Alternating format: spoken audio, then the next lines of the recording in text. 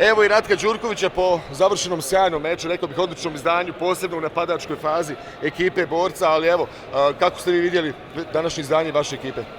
Pa bili smo maksimalno spremni i mislim da smo bili malo i pod utiskom i iziritirani što nismo napravili bolji rezultat, to je uzeli bar bod u Zrinskom, tako da su igrači stvarno jako puno željeli i pokazali su to na terenu. Meni je drago da smo uspjeli da izrotiramo sve igrače, da su svi dobili šansu, da su je svi na kraju krajeva iskoristili i tako se i gradi kolektiv. Imamo sljedeći zadatak da uzmemo bodove na stranu. To je već Krivaja i odmah od sutra koncentracija na to. A ovo je bilo sve dobro, nema tu puno priče, 40 golova, tako da je to okej.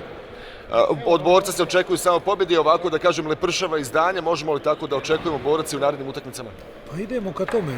Ono što mogu neki drugi faktori, spoljni, sudije, publika, ne znam ja, da nas malo spriječe, ali vidjeli ste da je Vukićević ipak pojačanje koje čekamo već dva kola u stvari, u trećem je zaigrao, puno će nam značiti, dobili smo dosta i u napadu sa njim, tako da pokazao je momak da možemo ozbiljno računati na njega. Žao mi je što nije bio i u prva dva kola, ali što je tu, idemo dalje.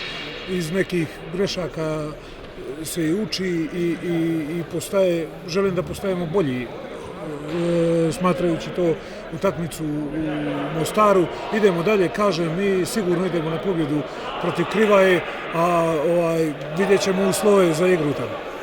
Čini mi se da je Borac ima jednu zaista dobru širinu i u napadu i u odbrani, nekoliko varijanti i unutrašnje igre kad je u pitanju napada i vanjske igre, bekovi dobro rade, krila su efikasna, dobro trče. Čini mi se da i u odbrani imate dosta rješenja. Pa jeste, meni je važno da mi možemo da držimo tempo igru. U prvom poluvremenu je i ekipa Čelika pokušavala da nam nametne taj da kažem brz centar i nešto, ali ispratili smo to i to je jako dobro da ta naša rotacija može da istrpi taj tempo. Dobro su momci spremni, samo kažem da budemo zdravi i da ih imamo na broju sve.